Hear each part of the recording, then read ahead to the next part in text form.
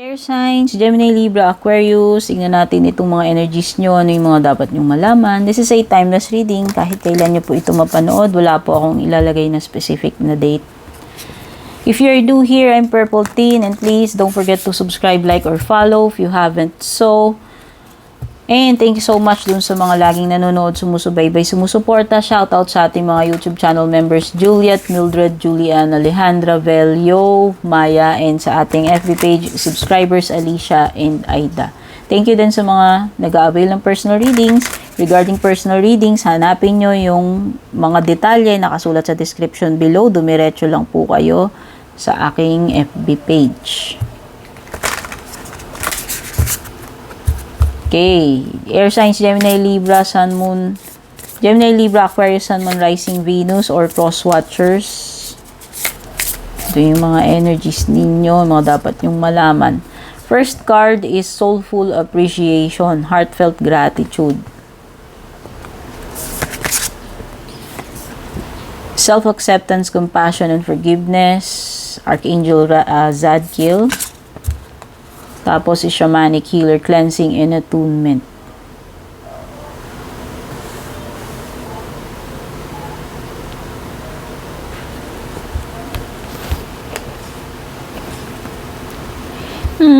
Ang sense ko dito sa cards mo, it could be that you are experiencing or will experience a very humbling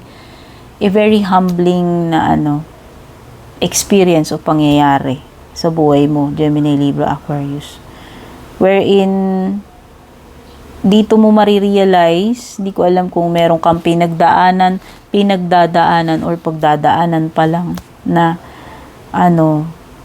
ewan ko, mag-open yung heart mo na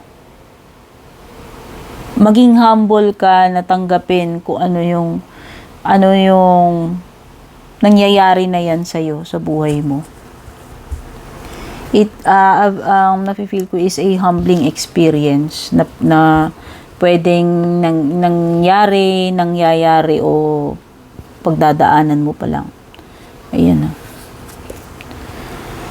This is something na mahahumble ka. It could be meron kang pinagdaan ng crisis in your life, or a very difficult situation wherein at first baka nahirapan kang tanggapin, pero eventually your heart will learn to accept kung ano itong nangyayari na to, na this thing happened or happening, or it is happening for a reason, will happen for a reason.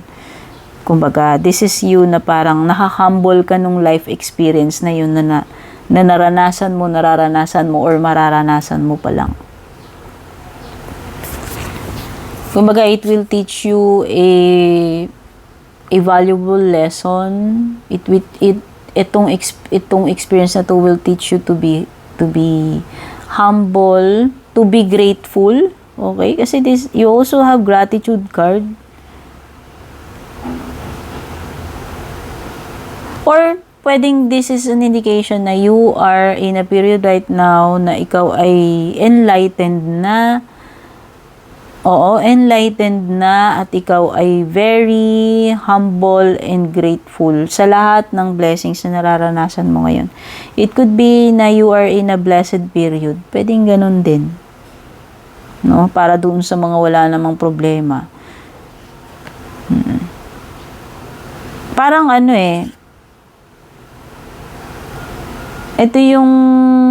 ito yung joy na nararanasan mo sa puso mo, na na-appreciate mo, na halimbawa nakaalpas ka sa isang health crisis, halimbawa nagkaroon ka ng cancer, and then nabigyan ka ng chance, gumaling ka. Yun or na-appreciate mo na kahit hindi ka ganun kayaman, ka-successful, healthy kayo ng buong pamilya mo, kumpleto kayo, masaya kayo. Or, halimbawa, may asawa ka, di kayo mayaman ng asawa mo sa material, pero inuulan naman kayo ng love and blessings as a couple. Yung mga ganun. Na yung parang yung puso mo napupuno ka ng gratitude dahil doon sa na-experience mo. Yun yung nafe-feel ko. Okay.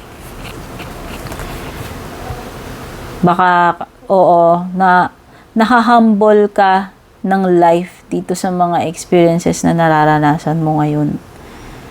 And ikaw ay thankful and grateful palagi dyan sa nangyari na yan, nangyayari. Okay? At meron kang shamanic healer. This is, may kinalaman sa cleansing and attunement. Detoxifying. Detox, cleansing. Ibig sabihin, getting rid dun sa mga anything na unhealthy. Alam mong hindi dapat nasa sistema mo. Mga kinakain man yan, mga habits man yan, etc. Or negative energies, negative people, toxic relationships. No, ikaw ito na nililinis mo yung sistema mo ngayon. Or dapat mong linisin kung hindi mo pa ginagawa.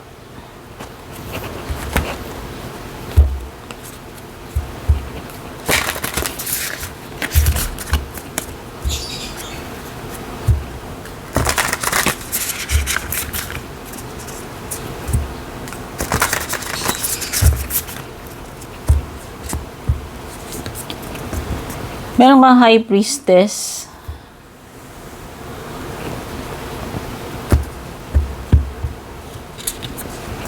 Meron kang ace of sword. And the tower. Ooh. Purging. It is because of the cleansing attunement card. Tas meron ka ring the tower. It could be, isang malaking awakening para sa inyo, Gemini, Libra, Aquarius. Etong tower na to, pwedeng this is your ego na tinamaan ng something. Basta anything about you or dito sa situation mo sa buhay mo na na-hit ng lightning para para ma-realize mo yung dapat mong ma-realize or matibag yung yung mga dapat nang tibagin dito sa sistema mo, sa sitwasyon mo, sa sarili mo, sa buhay mo. Kumbaga, sabi nga nila doon sa